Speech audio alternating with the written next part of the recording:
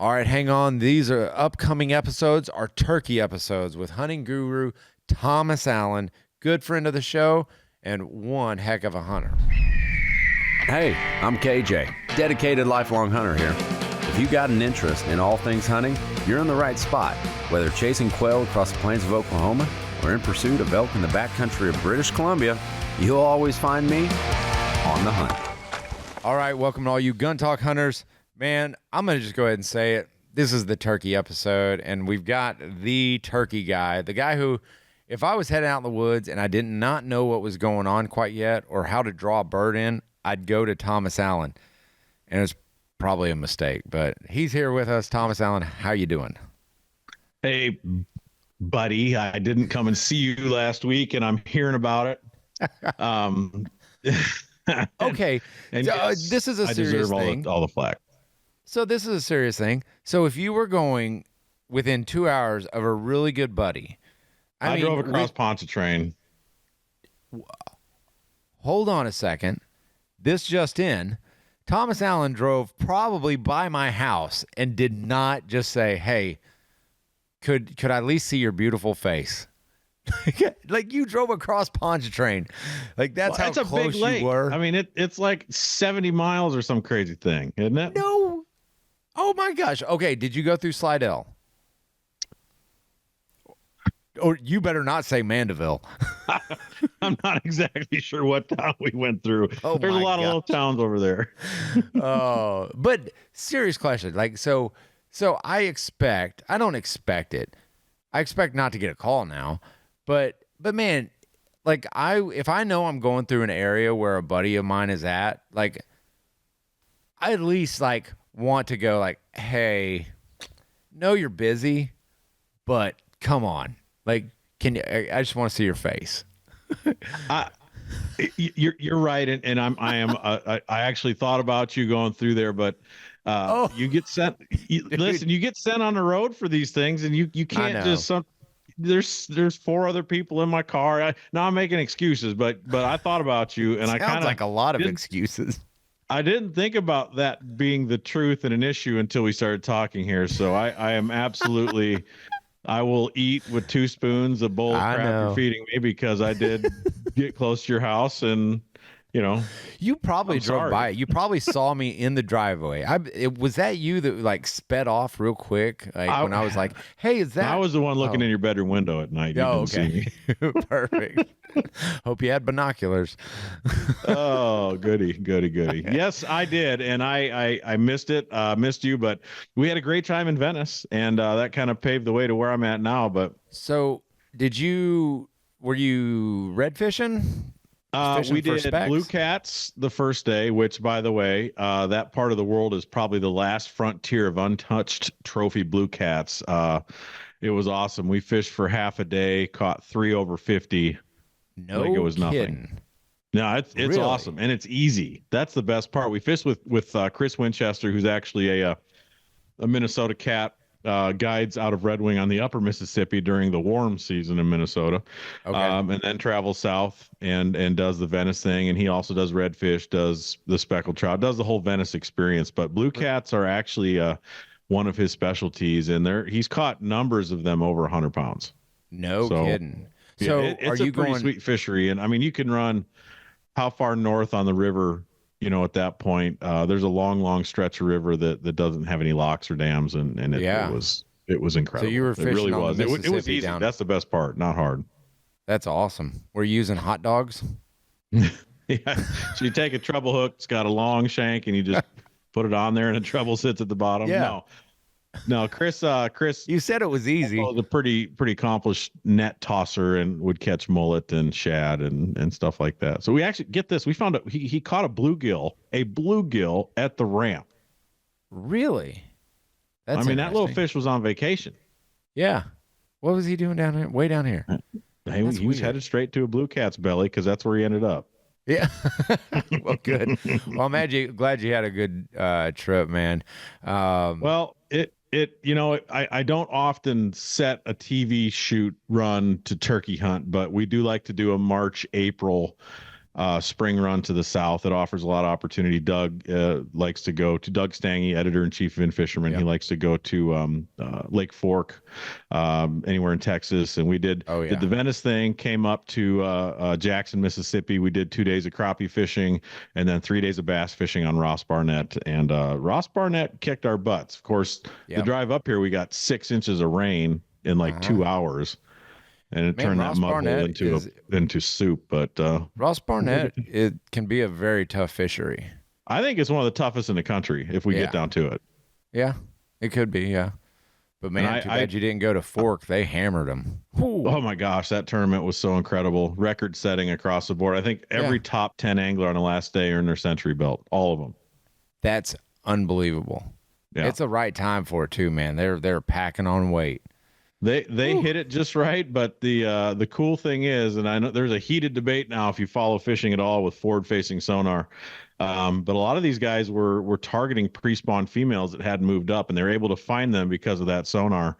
And we could do a whole long podcast rant and rave about forward-facing sonar right now, but it was so awfully impressive what they were able to do. Oh yeah, so that forward-facing sonar. Have you put on the VR headset yet and started fishing? No, that's the line for me. I won't be doing that. you see me on the front of a bass boat, fishing, looking around in your VR headset. There was a guy that did it. Ed Loughran had glasses. I know. How crazy is that? Technology is running old folks, me, you, out of traditional hunting styles.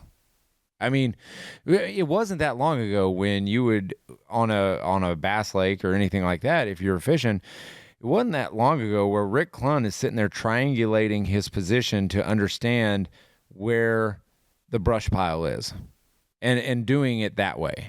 We're not too far off. Yeah, but the thing of it is, there was an uproar back then about 2D sonar. There was an uproar back then about mapping, and I was a part of you too. We were part of the triangulation, method of finding spots. And I think that makes us appreciate the technology, but we're the older generation of anglers, I think you reach a point. I'm not far from it. I feel like I've kind of become my dad in recent years where I'm tired of learning things. I'm tired of having to go through my phone every time it updates and remember everything, or my electronics on my boat. You update those and you got to get through it. I'm not quite there yet. I still appreciate the new technology. I like learning new things. Yes. And one thing, my gosh, we've hit a whole new low in Gun Talk Hunt podcast, but we're just jumping down a rabbit hole here talking technologies. I mean, it's outdoors, it's hunting. Fishing is hunting. Let's just be honest. We're hunting for fish. So same. But speaking of like turkey season right around the corner and everything, not a lot has changed there. There is not a lot. Techniques, and I mean, we can get into the whole fanning technique and stuff like that. That's relatively new over the past couple of years. But not a lot's changed. I mean, you got your diaphragm, you got your box calls, you got your slates. That's all old technology. So if there's one thing that's here's the question. Here's a good question. Is turkey hunting the last traditional based hunt you could go on? I think to be successful, yes. You can go out with a slate call in your pocket, shotgun over your shoulder. You could probably wear plaid or flannel. But I think a lot of what's happened in turkey hunting, especially, and this is really what gets I get a little grumpy with this, is I think because of that, it does though. I think that because of what you just explained, there's an element of elitism. Whereas if you don't do it exactly the way that the traditionalists consider fair, then you're a cheater. And anything outside of what they deem traditional or their method is cheating. And I have a hard time with that, because you're not talking about our good buddy Jeremy King, are you? No. Although he would, to an extent, he would sort of fit a traditional hunter. He likes to run and gun. I do too. I love doing it, and I have a lot of fun with the fanning technique. And there's a certain decoy company out there that will not produce a fanning decoy, and I guess I don't care so much, but it's like you're putting yourself on a pedestal, and Yeah. uh, go to the forward-facing sonar is the same thing. Just because you don't like it doesn't mean it's easy, or that there's not a challenge, or whatever. Because here's what I can tell you, Kevin. I don't put that technology on my boat, and the fish, or they don't just come running. I got to work to learn it. And the same with all of the different turkey techniques. Takes a lot of work. And I think that I like that. I'm still at the point in my life where I embrace the change, but come on, man. I mean, I have zero time for people that have elitist perspectives on hunting or fishing, because how you do it shouldn't matter to me. If I'm legal, if I'm within the means of the law, shouldn't matter to you how I do it. Yeah, I agree. And that's like, I mean, because I go back to the whole traditional style. Is it the last traditional style of hunting? Is because you can't use electronic calls. I mean, you really can't. And anything we see come out is a redesign, basically a redesign of any gear that has already been out. Turkey vest, pot calls, turkey shotguns, even to some extent new turkey shot shell, like the new TSS, the tungsten shot. I mean, even that. I mean, that's relatively new, I guess. I guess that's one aspect, that it's extended our hunting ranges, but really it's extended, but it's expanded our opportunities too, because you can use a 410 now. And exactly. That was never a legal means of take, and there are still multiple states in the country that don't allow a 410, and even some of the states that may allow a 410 now haven't changed around the expectation or the regulation on the shot size. So a lot of the TSS is smaller, right? Like 6, 7, 8, 9 type shot. And I know that there was at a point in time in Iowa where I don't think you could use anything smaller than 7. Right.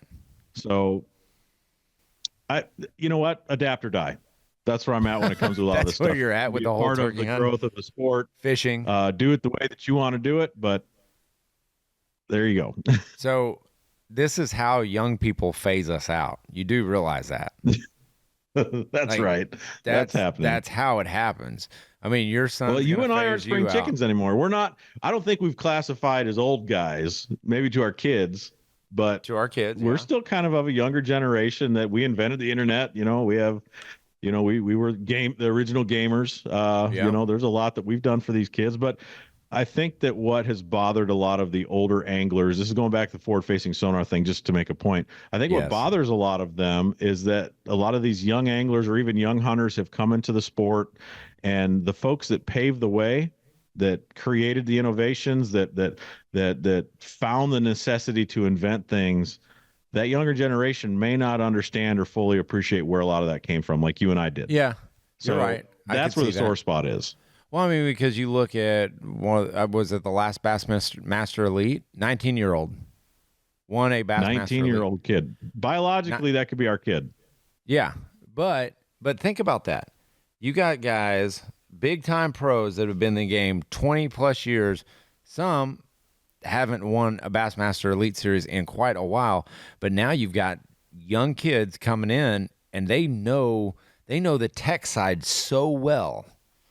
I mean, they can look and go, that fish is ready to eat, or that bird's ready to come on, ready to come in. I mean, granted, that would be more of our mapping systems and everything else, like as far as terrain and mapping on the turkey side, but a 19-year-old that doesn't happen, and it's happening. No, it doesn't. But here's the point that I'd like to make about that. And a lot of the top 10 and top 20 of that tournament were young and rookie type anglers. They didn't just fall into the Elite Series. They had to fish 9 Bassmaster Opens and qualify for the elites that way. So while they're younger, their acceleration factor has been so well increased because of the groundwork that our generation and the generation above has created, that they're able to stand on shoulders, if you will. And that might be a negative way to put it, but here's what I'll say. You take forward-facing sonar away, you take blinds from turkey hunters, the guys that have the foundation, the hunters and the anglers that have the foundation of hunting and fishing, are still going to be successful. So Yeah.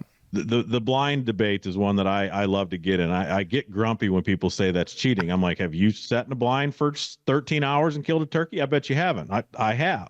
Uh-huh. I know that there are some people that don't like that. And again, if To you each don't their like own. it, don't do it. If you don't like forward-facing sonar, don't use it. But that doesn't mean you get an opportunity to complain when someone else does. Right. However, Kevin, I'm going to tell you, there are states that are looking to outlaw fanning turkeys. There's something going on in Wisconsin right now to ban live sonar. So I feel like, and I'm sure you deal with this a lot in a lot of the gun talk that you guys get into out there. See what I did right there? Yeah, I see what you did.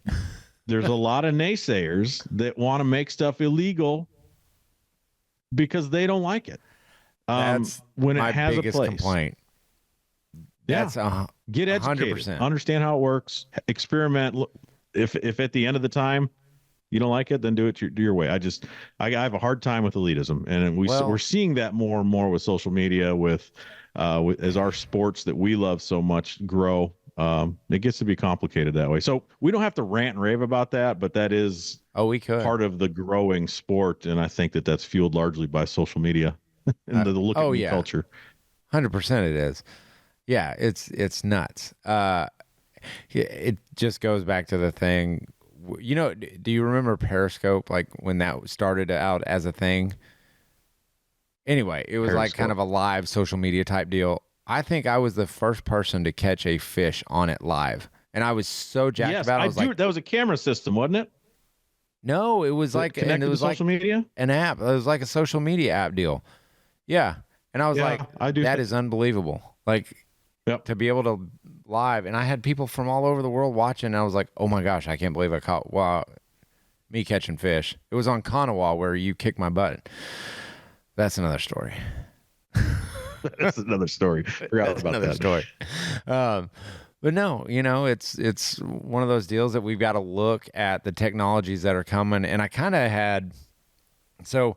I was kind of sitting here thinking about, okay, what are the turkeys doing this time of the year? Well, they're heating up and ramping up and getting ready to breed and all that stuff. And, all these turkey lists have come out on this. This is the turkey gear that you need for this year. And that's why I think turkey hunting is such a kind of it's a easy entry hunting adventure. Like it's you don't have to have a blind. You don't have to have all the newest camo, because I'll tell you right now, you don't have to, you just need a shotgun, some turkey shot, and that's about it. 7s or 9s, and that's really all you need to get into this sport. And that's rare to hear, because when you start talking deer hunting, on the other hand, you're like, well, now I need a scope, I need a gun, I need rifle ammunition's a little bit more expensive. All right, you start adding up everything. Okay, it's going to be colder, I've got to get cold weather gear now. The barrier of entry is a little bit steeper when it comes to deer hunting. But it is, but you look at all forms of what we love to do, there is a general basic level of participation. And oh yeah, I'm not going to I'll never look down on somebody's boat. I mean, I've had some real crappy boats in my days. Oh, yeah. I'm kind of proud of them, but same thing. You could get into elk hunting. Yeah, you got to buy the tag, travel to get there, but you don't need to have a $12,000 rifle and scope. No. You could get by with a stick bow. Now, access is a little different, and that's kind of a jump in. That's pretty high, and that's a long reach. But the reality is everything has a entry level. I think largely where you're at is what you look at as far as what you're going to get into. If I lived in New Mexico, maybe I would be looking into doing the coup deer hunting. I don't know.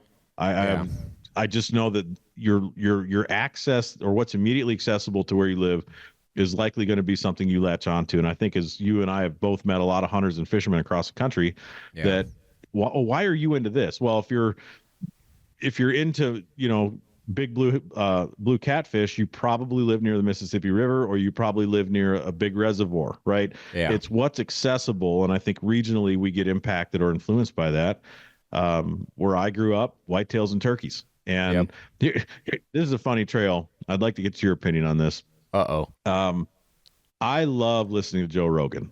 Okay. I think he is doing a great thing for our country. I disagree with him on a lot of levels, but there's some stuff I do agree with him on. But one of the questions I've often got, and I want to hear what you think, Kevin, is Joe does a good job bridging the gap between people that are different. But Oh yeah. is he a good representation to the hunting community? Because he did exactly what you just explained, only the opposite. He went to the top of the hunting experience because he has the resources. And then his ability, I think, to understand or grasp what it means for guys like us to have to go knock on doors, to go shed hunting. I don't even think he cares about whitetails, which is fine. If he wants to elk hunt, rock on, bro. Go do you. Do you, boo. But really, I'm curious, is that a fair representation to the hunting community? What do you think? No, it's largely unobtainable for the regular guy. And I know he does a good job of explaining why and everything else, which I appreciate. And he has gotten a lot of people into the hunting sphere, which I love. And I know a lot of people out west are going, they're losing their mind. They're tearing their hair out right now because of that statement, because, oh my gosh, it's point creep. Joe Rogan is causing massive point creep where I'm not going to draw out for that tag now for another 12 years. Well, dang it. Who cares? You know what? We got other people out there. We're growing our sport. If someone like that does not take the reins or represents, a hunting community, we are going to die on the vine, because we are slowly getting inched out by big tech. We're getting inched out by our iPhones. Because look at your kids, look at my kids, look at what are they got in their hands constantly. It's not a BB gun, it's not a 22, it's a freaking iPhone or a laptop. And so who's got to tell that story? I hope it's someone like Joe Rogan or Steven Rinella or Kevin Jarnagin or Thomas Allen sitting there saying, look, we've got an opportunity to get outside and disconnect. And I hope that resonates with the young people. So do I agree that it's like good for our community? Yes. But it's largely on his, like how he does it. It's unobtainium. Like a lot of guys are not going to get to go experience what he does. But what I would like his listenership and him to learn to promote is that there are other ways to do it within the realm of what's legal and ethical and still enjoy it. And if point creep is a real thing, if we can really blame that on Joe Rogan, that's a good thing for the industry. That's a good thing for you and I, and we have a larger band of brothers, okay? Right. So we have a stronger voice. Go find something else to hunt, because if you're waiting on that once in a lifetime tag and you found out, it's just like you go into a restaurant, right? And you say, you got a 20-minute wait. You come back in 20 minutes. They're like, oh, you got another half hour. What you doing? You're out. You're going to Chick-fil-A, right? Right. So you need to find a way to satisfy, I'm going to sound real primal here, satisfy the urge to hunt. And it doesn't have to be a $12,000 elk hunt. It doesn't have to be a $20,000 moose hunt. Is that on the top of our bucket list? Hell yeah, it is. Yes. But that doesn't mean you have to quit hunting if you don't have that opportunity, because there's lots of simple stuff that is super satisfying, like turkey hunting. And yes, I think that really the most important part about turkey hunting in general is it's yin to the yang for the fall hunting season. And you know me, I love my whitetails. Hasn't been the same since we lived in Minnesota. I've had to kind of make some sacrifices there, but I will turkey hunt over, and this gets me in trouble at work, I will turkey hunt until I am done, and it kind of conflicts with my fishing. First world problems. You've heard me say that same sentence on this very show. But that offers the spring experience, and it's so special. And you know what? Turkey is it is a far cry from an elk. But you know what? They're so cool. Don't know if it's that far off. I've always said that elk hunting, the experience, the interaction. I have always said elk hunting is turkey hunting on steroids. That's all it is. You're in pursuit of something that is a vocal animal that is looking to breed, and you've got to like put yourself in their environment, and you got to go after it. That's exact same thing as I would describe as elk hunting. If you closed your eyes right now and I said that phrase to you, and I didn't say whether I was talking about turkey hunting or elk hunting, you wouldn't know. You'd say, I don't know, maybe he's talking about elk hunting, or maybe he's talking about turkey hunting. I feel like, man, You're getting a lot less meat on the turkey hunt. I promise you that. It's the stigma though, right? Yep. It's bigger horns means bigger hunter. So if you translate that all the way down to a turkey, some of the general ignorant public will be like, well, just a bunch of rednecks turkey hunt, which, fair enough. But that's probably halfway accurate. but it gives you an experience unlike anything else. And I'm on this mission, and Lord knows if I'll get to it. I want to kill a bird in every state on video. And I would like a lot of that to be with my kids. Last year, Taylor and I went to the UP of Michigan, had an unbelievable hunt. It was, we drove 6 hours and hunted 2. It was a lot of fun. I'll have to share the video with you sometime, but we both shot the same turkey. No kidding. One ran away.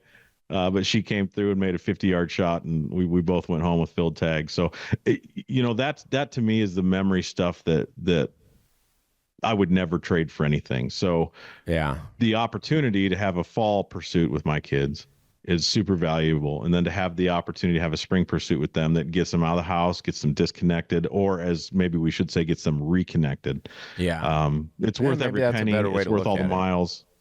Yeah, I'm in. Yeah. So. Yeah, and especially turkey hunting is wonderful. Yeah, and especially, I mean, you could probably speak a little bit more to this. When you're asking people to hunt, you're not asking to take a whitetail off their property. That you're asking for something small. You're asking for turkey hunting, and they're like, "What? You really turkey hunt?" Well, that's the case where I live in Minnesota, but it's catching on. And I got to tell you a little story. I've been wanting to tell you this. I think that we're probably going to lose 3 to 4 properties this year, and and we'll just work harder and replace them. But this is going to be the third or fourth time that I got access to a sweet property, and the landowner had no idea that turkey hunting was a thing. He's like, yeah, go have fun, have a great time. And then I come back the next year, he's like, yeah, I'm letting other people out there. Sorry. I got family that wants to hunt. It's like, I had to show them they had a resource, and I got to smile and walk away. That sucks. It brutal. does. But that's the nature of permission hunting. And one of the things talk to me about this. Is there a bigger or a more failure-filled sport than what we do? Can you think of anything that is tied to so much heartache when it comes down to it? Like, we are so unsuccessful so often. Why do we keep going? Golf. That'd be my first thing. I mean, I would say probably. That one fits. I mean, golf fits. And you got to have the equipment, and a lot of times you think the better equipment the better you'll be, and you shank a shot here and there, and then all of a sudden you hate the sport and you're out of it, and then all of a sudden you're like, well, I'll go pick it back up. You sit there and you have a few successes, and then all of a sudden you're like, holy crap, I could really do this. And then you suck some more, and then I'd say golf. That is absolutely 100% what my answer is. You have to embrace the suck. Yeah. Of course. You do have to. You know what? I'm going to do something that I hadn't planned on. We're going to pick this up next week. But we're going to make this a 2-parter. So, all you gun talk hunters, you know the drill. Keep those muzzles pointed in a safe direction. Always be on the hunt. And next week, check back in, because we're talking to Thomas Allen again, and we're going to keep this turkey conversation going.